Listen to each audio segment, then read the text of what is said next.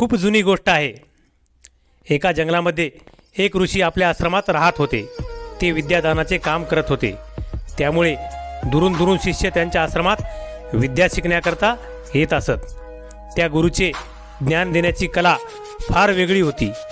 सुरुवातीला ते उपदेश देत असत आणि त्यानंतर सर्व शिष्यांना त्याचे अनुकरण करण्यास सांगत असत। दिलेले ज्ञान आपल्या व्यावहारिक जीवनात कसे वापरायचे याची सुद्धा माहिती देत असत। असेच एक वेळेस एक राजा आपल्या मुलाला घेऊन त्या आश्रमात आला आणि तो गुरुला म्हणाला, गुरु महाराज, माझ्या या मुलाला तुमच्या आश्रमात राहू द्या आणि त्याला तुमच्या पद्धतीने ज्ञान शिकवा। तुमच्या सर्वसाधारण शिष्याप्रमाणेच त्याला ज्ञान द्या।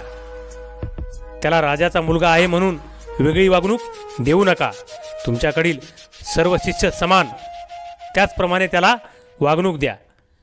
त्यावेळेस गुरु हसून म्हणाले, राजन, ज्ञान घ्यायचे असल्यास अशाच पद्धतीने ज्ञान घ्यावे लागते।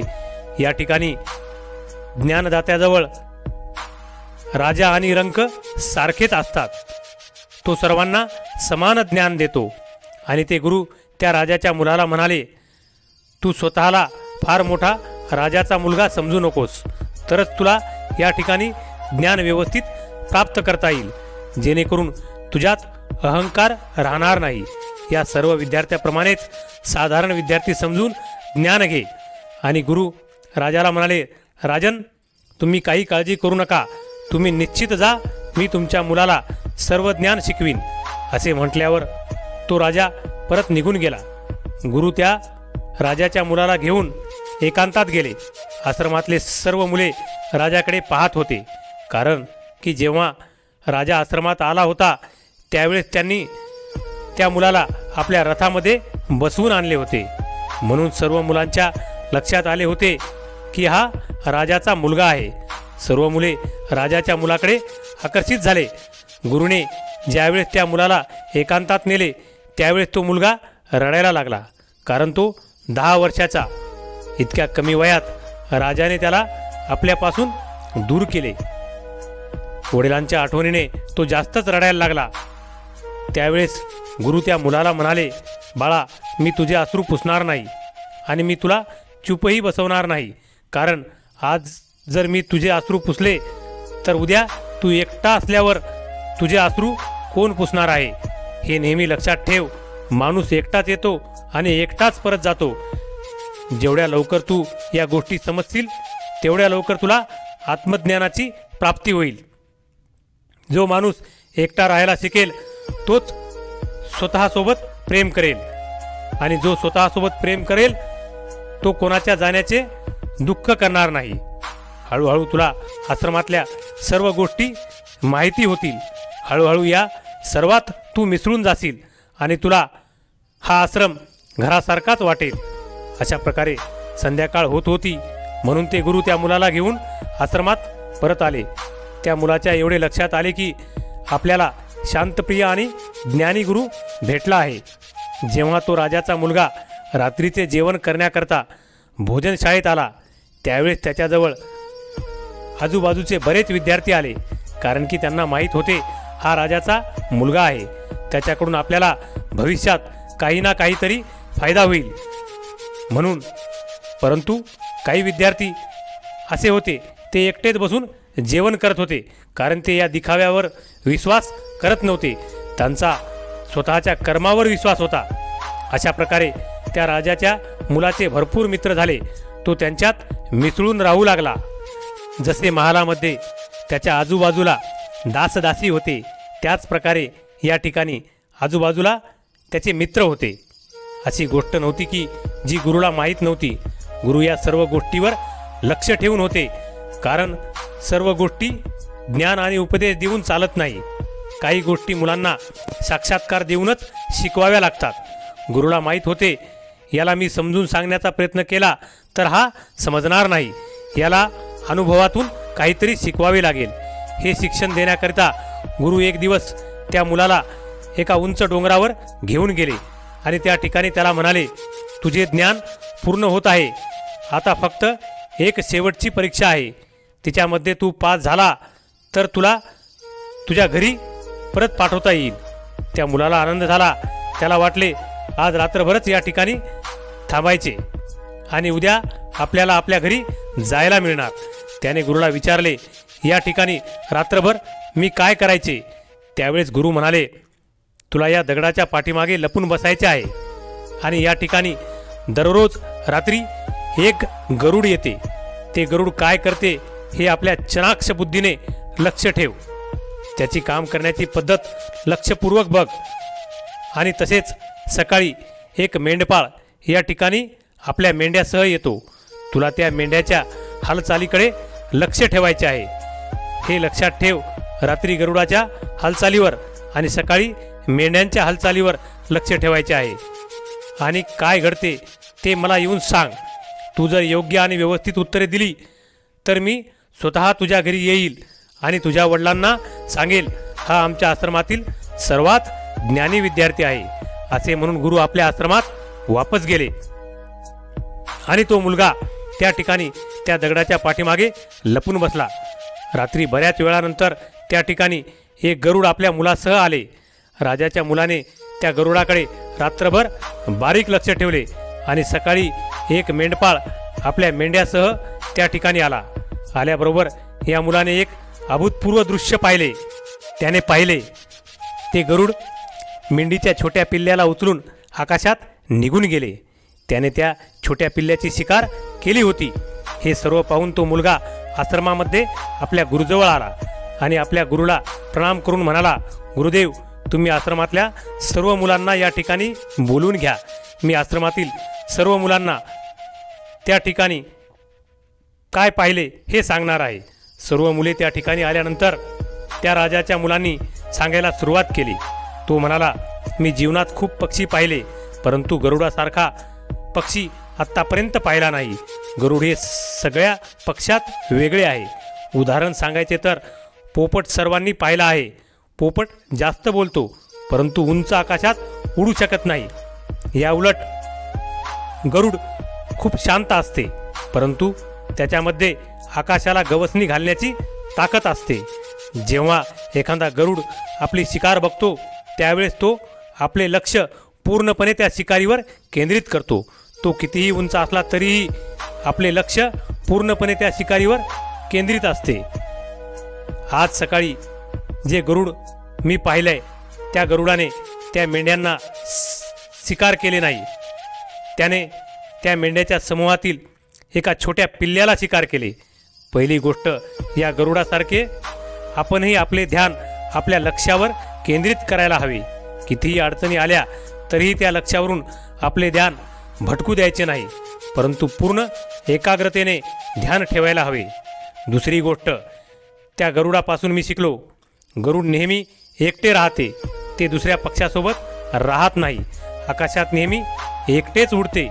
आपणही त्याचप्रमाणे अल्पविचार करणाऱ्या लोकांसोबत राहायला नाही पाहिजे. त्यामुळे आपली बुद्धीही अल्पच विचार करते. राहायचेच असेल तर मोठे विचार करणाऱ्या लोकांसोबत राहा किंवा एकटे राहा. कारण जेव्हा तुम्ही एकटे असता त्यावेळेस स्वतःच्या कमजोरी आणि स्वतःची ताकद यावर आत्मचिंतन करू शकता. परंतु हे तेव्हाच शक्य आहे जेव्हा आपण एकटे राहायला शिकू. तिसरी सीख जी आपण या गरुडाकडून शिकू शकलो ती म्हणजे जोराची हवा सुटते त्यावेळेस सर्व पक्षी आपल्या घरट्यामध्ये जातात, स्वतःला लपवण्याचा प्रयत्न करतात. परंतु गरुड असे करत नाही. तो ढगापेक्षाही उंच जाण्याचा प्रयत्न करतो. जोराची हवा त्याला धक्के मारते. त्याचे पंख जड होतात. पाऊस आणि हवेमुळे त्याला काहीही दिसत नाही, तरीही तो आकाशाकडेच जात राहतो. शेवटी तो ढगांच्याही वर जातो. तोपर्यंत जातो जोपर्यंत हवामान व्यवस्थित होत नाही. आपल्या सीमा ओलांडून तो पुढे जातो, कारण तो समोरून येणाऱ्या संकटांना सकारात्मक विचाराने समोर जातो. तो भीतीपोटी मागे सरकत नाही. त्याचप्रमाणे आपल्याही जीवनात कितीही संकटे आले तरीही आपण त्या संकटांना हरवून पुढे जायला हवे. त्यांना भिवून पाठीमागे सरकायचे नाही. बहादूर तेच असतात जे तुफानाचाही सामना करतात, आणि ते डरपोक लोक असतात जे संकटे आल्यावर आपल्या घरामध्ये लपून बसतात. चौथी गोष्ट जी आपल्याला गरुडाकडून शिकायला मिळते ती म्हणजे गरुड आपल्या घरट्यामध्ये कधीही नरम गवत ठेवत नाही. जेही गवत नरम होईल तो त्याला काढून टाकतो. त्याचप्रमाणे आपल्याला कितीही आरामदायक जीवन मिळाले तरीही आपण त्या गोष्टीला सोडून आपल्या आळसाला झटकून मेहनतीने काम करायलाच हवे. जीवनात नेहमी घाम गाळायलाच हवा. आपली शारीरिक मेहनत फार महत्त्वाची असते. आत्ताच आपल्या मनात असलेल्या आरामदायी विचारांना काढून टाका आणि आपल्या आळसाला झटकून कामाला लागा. रोज कठीण गोष्टीचा सामना करण्याची तयारी ठेवा, कारण ह्याच गोष्टी तुम्हाला मजबूत करतात. आपण बघतोच वाघ समूह करून शिकार करतो, परंतु गरुड हा एकमेव आहे जो एकटा शिकार करतो. कारण समूह हा आपल्याला हौसला देतो, परंतु आपल्यामधील साहस काढून घेतो. माणसाला नेहमी एकट्यालाच जावे लागते. ह्याच कारणास्तव गरुड जल, स्थल आणि आकाश या तिन्ही ठिकाणी विजय प्राप्त करतो. गरुडाचे वय 70 वर्ष असते, परंतु 40 वर्षातच त्याचे शरीर त्याची साथ सोडायला सुरुवात करते. त्याच्या पायाची नखे त्याच्या पंजात घुसतात, पंख त्याच्या शरीराला चिटकतात, त्याच्या चोचीला धार राहत नाही, त्याचे शरीर जड होते. अशा परिस्थितीमध्ये शिकार करणे तर दूरच, त्याला जीवन जगणेही कठीण होते. अशा परिस्थितीत गरुडापाशी फक्त 2 पर्याय असतात. पहिला पर्याय, त्याने उपाशी पोटी राहून मरून जायचं किंवा दुसऱ्या जनावराची शिकार व्हायचे. आणि दुसरा पर्याय म्हणजे त्याला 6 महिने एका कठीण परिस्थितीतून जाऊन स्वतःला मजबूतीने तयार करावे लागेल. गरुड दुसरा पर्याय स्वीकारतो. याकरिता तो स्वतःला एका उंच पहाडावर घेऊन जातो, ज्या ठिकाणी कुठलाही दुसरा पक्षी किंवा प्राणी येऊ शकणार नाही. स्वतःचे पंख स्वतः उपटून काढतो आणि जोरजोरात दगडावर पाय आपटून स्वतःची नखे तोडून टाकतो आणि त्यानंतर स्वतःच्या चोचीलाही दगडावर जोरजोरात आपटून जुनी चोच काढून टाकतो. अशाच रक्ताळलेल्या अवस्थेत तो 6 महिने राहतो. या परिस्थितीत स्वतःला दुसऱ्या जनावरापासून लपवून ठेवतो. पुढील 6 महिन्यात या अवघड प्रक्रियेतून स्वतःला तयार करतो आणि नंतर नवीन नखे, नवीन पंख आणि नवीन चोच आल्यानंतर आपल्या शिकारीसाठी बाहेर पडतो आणि पुढील 30 वर्ष आकाशावर राज्य करतो. याच प्रकारे आपल्याला स्वतःमध्ये वेळ आल्यावर काळानुरूप बदल करावा लागतो आणि नवीन गोष्टी शिकून घ्याव्या लागतात आणि वेळेसोबत चालावे लागते. असा बदल आपण स्वतःमध्ये नाही केल्यास आपली शिकार होणे निश्चित आहे. यानंतर राजाच्या मुलाने मेंढ्याची विशेषता सांगते वेळेस तो म्हणाला, मेंढ्यांना समूहात राहणे आवडते, यामुळे त्यांना हिंमत मिळते. परंतु जसाही त्यांच्यावर कुठला हल्ला होतो सर्व मेंढ्या भिवून इकडे तिकडे पळायला लागतात. या सर्व मेंढ्यांतील एकही मेंढी आपल्या साथीदाराची मदत करायला येत नाही.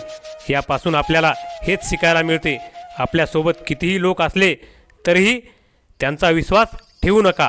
विश्वास ठेवायचा असेल तर स्वतःवर ठेवा, कारण वाईट वेळ आल्यानंतर आपल्याला स्वतःची मदत स्वतःच करावी लागते. अशा प्रकारे त्या राजाच्या मुलाने गुरुला प्रणाम केला व विचारले, यात काही जर राहिले असेल तर मला सांगा. गुरुने सर्व मुलांना उपदेशित केले. ते म्हणाले, या मुलाने ज्या काही गोष्टी सांगितल्या आहेत त्या सर्व गोष्टी पूर्णपणे योग्य आहेत, परंतु याप्रमाणे तुम्हाला तयार व्हायचे असेल तर तुम्हाला एकटे राहून अभ्यास करावा लागेल. तुम्ही पाहिले, गरुड आकाशात एकटेच राहून स्वतःची ताकद आणि कमजोरी याचा विचार करून त्यानुसारच आपले कार्य करतो.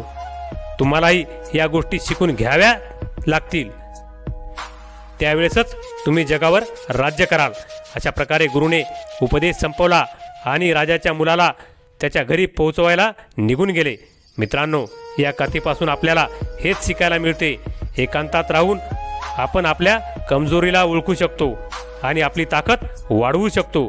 माझी ही कथा तुम्हाला आवडली असल्यास व्हिडिओला लाईक करा, चॅनलला सबस्क्राईब करा. सर्वांचे मनापासून धन्यवाद.